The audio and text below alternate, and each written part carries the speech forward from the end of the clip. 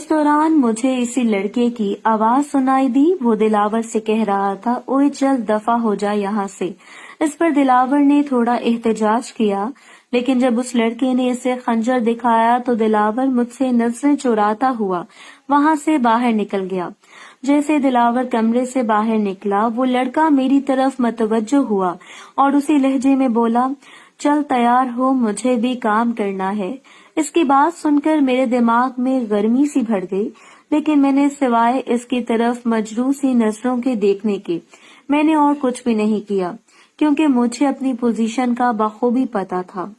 ماہر عملیات پروفیسر جبار بنگالی، کالی شکتیوں، موکلات، جنات و حمزات کا وردان حاصل کرنے والے، کالا دارہ عملیات میں دشمن کو تباہ و برباد کرنے والے، کالے جادو سے پیدا ہونے والی بری آتمائیں جن کو قابو کر کے ہر جائز اور ناجائز کام مرضی کے مطابق کرتے ہیں. ہر علم کی کاٹو پلٹ پروفیسر جبار بنگالی سے کروائیں. علم اگنی، علم آتشی کے وار سے بے وفا محبوب کی روح تڑپ اٹھے اور جھکنے پر مجبور ہو جائے. دنیا میں ہلچل مچا دینے والے عملیات کے کامیاب عمل. ابھی کا اشارہ اور پھر دیکھ جبار بنگالی کا نظارہ. کالے علم کے وار سے چلتا پھرتا انسان آپ کی مرضی کے مطابق چلے. پہلے ایسے کامیاب عمل جو ہر کام آنکھوں کے سامنے کر کے دکھاتے ہیں، مسئلہ چاہے کتنا ہی سنگین کیوں نہ ہو، ہمارے جادوئی عمل کی بدولت منٹوں سیکنڈوں میں حل ہوگا. محبوب کو ملانا صرف چند گھنٹے میں. بھٹکا ہوا شوہر اور سنگ دل بیوی آپ کے قدموں میں. من پسند شادی جہاں کہو گے وہاں ہوگی. دشمن کی چال کو ناکام بنانا، اولاد کا نہ ہونا یا ہو کر مر جانا، روز بروز کی لڑائی، بار بار ناکام محبت کے پیچھے بھاگنا، طلاق لینی ہو یا رکوانی ہو کا فوری حل. زندگی بڑی انمول ہے، اس کو خوشیوں سے بھر لو. اگر دل مانے تو ایک دفعہ جبار بنگالی سے رابطہ ضرور کریں، اور سکون نہ ملے تو ہمیشہ کے لیے عملیات کرنا چھوڑ دوں. کیونکہ مجھے اپنی پوزیشن کا بخوبی پتا تھا اور میں نے طے کر لیا تھا کہ میں نے جو بھی کرنا ہے حکمت سے کرنا ہے. ویسے بھی میں نے جو کرنا تھا اس کے بارے میں تھوڑی دیر پہلے سارا پلان تیار کر چکی تھی. حیرت کی بات تھی کہ عام حالات میں میں ایک بے حد بزدل اور ڈرپوک قسم کی لڑکی تھی، لیکن دلاور کی بے وفائی اور خاص کر کے اسی لڑکے کے رویے نے میری عزت نفس کو بہت زیادہ مجروح کیا تھا. اسی لیے موجودہ صورتحال میں میرا سارا ڈر اور خوف دور ہو گیا تھا، اور اب میرے من میں ڈر اور خوف کی جگہ نفرت نے لے لی تھی. اور میں خود بھی اپنے اس رویے پر حیران تھی کہ کیا یہ میں ہی ہوں جس کے دل سے نہ صرف یہ کہ سارا ڈر ختم ہو چکا ہے، بلکہ اس لڑکے کو سبق سکھانے کے لیے خود بخود ہی میرے ذہن نے ایک پلان بھی تیار کر لیا تھا، اور اب اس پلان پر عمل کرنے کی باری تھی. پھر پلان کے مطابق میں نے اس کی طرف بڑی ہی مجبور نظروں سے دیکھا اور بولی، پلیز مجھے چھوڑ دو.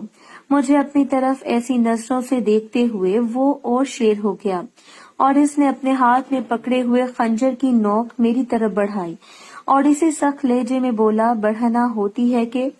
تو میں نے دل پر جبر کر کے خوفزدہ ہونے کی ایکٹنگ کی اور اس سے بولی، کیا کر رہے ہو، اسے تو ہٹاؤ، اور اپنا منہ پیچھے کر لیا. تو وہ کہنے لگا، اتارتی ہو کہ یہ میں تمہارے اس خوبصورت سے گال کو اس کی نوک سے خراب کر دوں.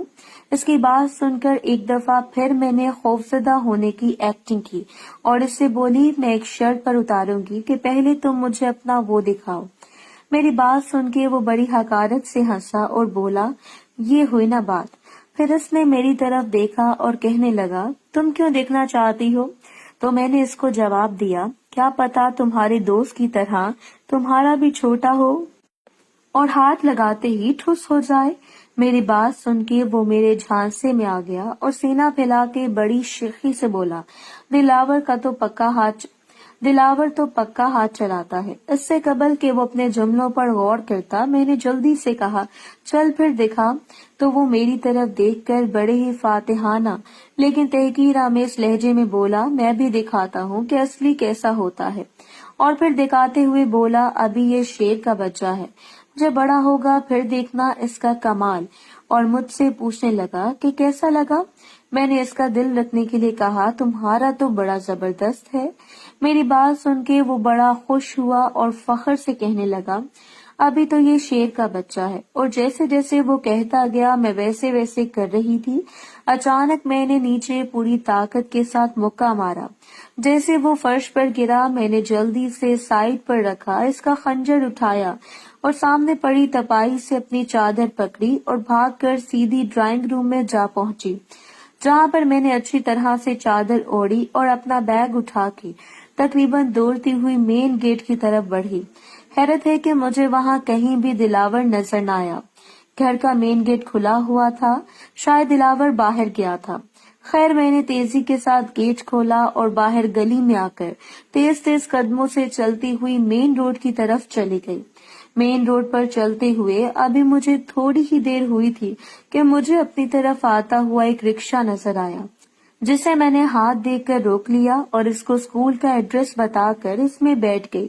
4 منٹ بعد ہی رکشہ میرے اسکول کے پاس رک گیا اور میں نے رکشے والے کو پیسے دیے اور ایک جگہ کھڑی ہو کر سوچنے لگی کہ اب کیا کروں، کیونکہ اگر اسی وقت میں گھر جاتی تو مجھ سے 100 سوال پوچھے جانے تھے. اس لیے میں وہیں بیٹھی رہی، پر اندر سے مجھے شدید خوف کھائے جا رہا تھا کہ کہیں وہ لوگ میرا پیچھا کرتے ہوئے یہاں تک نہ آ جائیں. ابھی بھی میں ششو پنج میں تھی کہ اسکول کی طرف سے مجھے آدھی چھٹی ہونے کی گھنٹی کی آواز سنائی دی اور پھر ایک خیال کے آتے ہی میں اپنے گھر کی طرف روانہ ہو گئی اور سنسان گلی میں داخل ہو کر میں نے ادھر ادھر دیکھا تو گلی خالی تھی. چنانچہ میں جلدی جلدی سے وہی چادر اتاری اور اسی بیگ میں رکھ دیا اور اسکول کے حلیے میں آ گئی اور پھر چلتی ہوئی اپنے گھر میں داخل ہو گئی. مجھے یوں گھر میں داخل ہوتے دیکھ کر اماں بڑی حیران ہوئی اور میری شکل دیکھ کر بولی کیا ہوا بیٹی؟ تو میں نے جواب دیا کہ میرے سر میں شدید درد ہے، میں ٹیسٹ دے کر چھٹی لے لی ہے. میری حالت دیکھ کر اماں بولی ٹیسٹ کو دفع کرنا تھا، تمہاری طبیعت مجھے صبح سے ٹھیک نہیں لگ رہی تھی. اب تم اپنے کمرے میں جاؤ، میں ڈسپلن لے کر آتی ہوں. میں سیدھا اپنے کمرے میں گئی اور بستر پر دراز ہو گئی اور آج کے حادثے کے بارے میں سوچنے لگی. ابھی میں بیڈ پر جا کر لیٹی ہی تھی کہ اماں ڈسپلن لے کر آ گئیں. میں نے بہت منع کیا لیکن انہوں نے مجھے دے دی اور پھر مجھے آرام کا کہہ کر چلی گئیں. جیسے اماں کمرے سے نکلی پتہ نہیں کیوں مجھے رونا آ گیا اور میں نے بڑی کوشش کی کہ میں نہ روں، پر نہ چاہتے ہوئے بھی میں کافی دیر تک سرہانے میں منہ دیے روتی رہی اور پھر پتہ نہیں کس وقت میری آنکھ لگ گئی. شام کو میری آنکھ کھلی تو اس وقت میں خود کو کافی حد تک بہتر محسوس کر رہی تھی. پھر مجھے واش روم کی حاجت ہوئی اور واش روم میں جا کر جیسے میں نے نیچے دیکھا ایک دم سے مجھے ایک ایک کر کے مجھے سارے سین یاد آ گئے اور میں نے ان پر غور کرنا شروع کر دیا. اس کو تو میں نے اچھا سبق سکھایا تھا کہ مجھے امید تھی کہ آئندہ وہ کسی کے ساتھ ایسا نہیں کریں گے. اس کے بعد میں نے دلاور کے بارے میں سوچنا شروع کر دیا. شکل سے وہ کس قدر معصوم اور بھولا بھالا لگتا تھا اور کردار اس کا کس قدر گھنونا تھا. پھر میں نے سوچا کہ اس نے کس قدر مکاری سے مجھے اپنے شیشے میں اتارا تھا. پھر اس کے بعد میں نے خود سے وعدہ کیا کہ چاہے کچھ بھی ہو آج کے بعد میں کسی بھی اجنبی لڑکے کو نہ تو لفٹ دوں گی اور نہ ہی اس کے ساتھ کہیں جاؤں گی.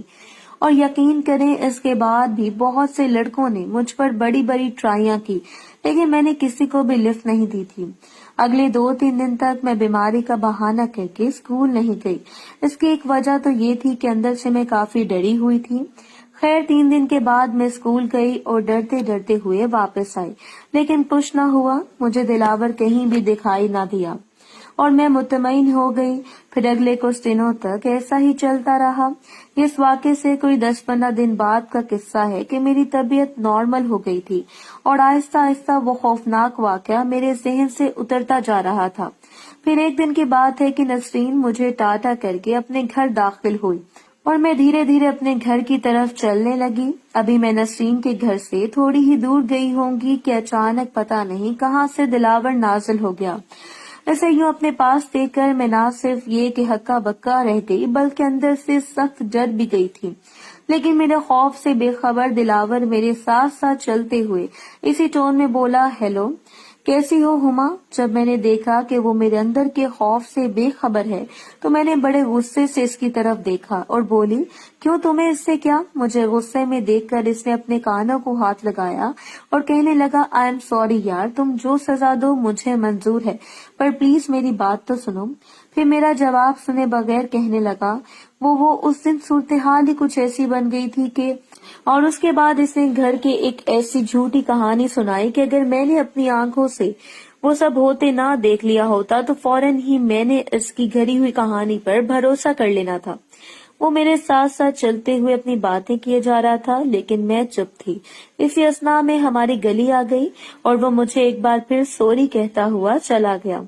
अगले 2-3 दिन तक वो मुसलसल मुझे अपनी बेगुनाही का यकीन दिलाता रहा, लेकिन मैं टस से मस ना हुई तो फिर अचानक ही एक दिन इसकी टोन तब्दील हो गई और वो मुझे धमकी देते हुए बोला कि इस दिन जिस लड़के को तुमने मारा था ना, वो 3 दिन अस्पताल में दाखिल रहा है और अब ठीक होकर मुझसे तुम्हारा पता मांग रहा था।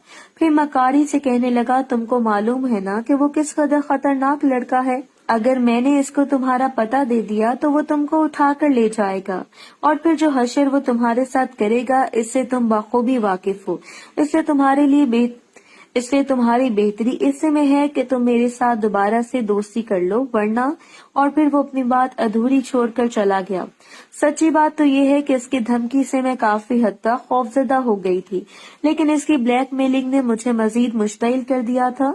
वैसे भी चूंकि पानी सर से बढ़ गया था, इसलिए मैंने दिलावर का बंदोबस्त करने का फैसला कर लिया। मैं 4 भाइयों की इकलौती बहन हूँ। सबसे बड़े अकबर भाई हैं, लेकिन मेरे सबसे छोटे भाई जिनका नाम अफजल है, इनके साथ मेरी बड़ी बनती है। अफजल भाई कोई काम नहीं करते, बल्कि थोड़ी बहुत पहलवानी का शौक था। घर में अब्बा के बाद मेरा सबसे पक्का वोट अफजल भाई ही थे। मैं क्या, सारा मोहल्ला इन्हें भाई अफजल कहता था। दिलावर की धमकी ने मुझे काफी कुछ सोचने पर मजबूर कर दिया था, इसलिए घर आकर भी मैं काफी देर तक इसके बारे में सोचती रही और फिर मेरे जहन में भाई अफजल आ गया और मैं इसकी तरफ चल पड़ी। भाई अफजल का कमरा घर के पीछे की तरफ था। जब मैं इसके कमरे के करीब पहुंची तो इस वक्त वो कमरे से बाहर एक बड़े से डोल में चम्मच डाल के कुछ हिला रहा था। मुझे देखते ही इसने नारा लगाया और खालिस लाहौरी और पहलवानी लहजे में बोला, वो आई मेरी छोटी। फिर कहने लगा, आजा छोटी, मैंने बड़े मजे की सरदाई बनाई है, तू भी पी ले। लेकिन मैंने इनकी बात का कोई जवाब न दिया और इनके सामने मूड़े पर बैठ गई। वो कुछ देर तक तो मुझे देखते रहे, फिर इन्होंने डोल में चम्मच हिलाना बंद किया और उठ के मेरे पास खड़े हो गए और मेरे सर पर हाथ फेरकर बोले, क्या बात है मेरी छोटी, बड़ी परेशान लग रही हो। इनके प्यार से पता नहीं क्यों मैं बुलक पड़ी और सिसकियां लेकर रोने लगी। मुझे रोता देखकर भाई एकदम घबरा गया और कहने लगा, बात तो बता, क्या हुआ। तब मैंने इनसे कहा, भाजी, एक लड़का है जो रोज मुझे स्कूल से आते हुए तंग करता है और आज इसने मुझसे कहा कि मैं इससे बात नहीं करूंगी तो वो मुझे उठा कर ले जाएगा। मेरी बात सुन के भी भाई अफजल हैरत से बोले, ये क्या कह रही हो छोटी, ऐसा कौन है जो अफजल पहलवान की बहन को उठाने की बात कर रहा है। इसे मालूम नहीं कि तुम किसकी बहन हो। तो मैंने कहा, पता नहीं इसे मालूम है कि नहीं, लेकिन इसने मेरी जिंदगी अजाब की हुई है और मेरा स्कूल से आना हराम किया हुआ है। मेरी बात सुन के भाई ने मेरे सर पर हाथ फेरा और कहने लगा, कमाल है, ये बात तुमने मुझे पहले क्यों नहीं बताई। तो मैंने कहा, मोहतरम नाज़रीन और सामीन, इस कहानी का बाकी हिस्सा अगली आने वाली वीडियोस में पेश किया जाएगा। अगर आपको वीडियो अच्छी लगे तो वीडियो को लाइक और हमारे चैनल को सब्सक्राइब जरूर करें। शुक्रिया।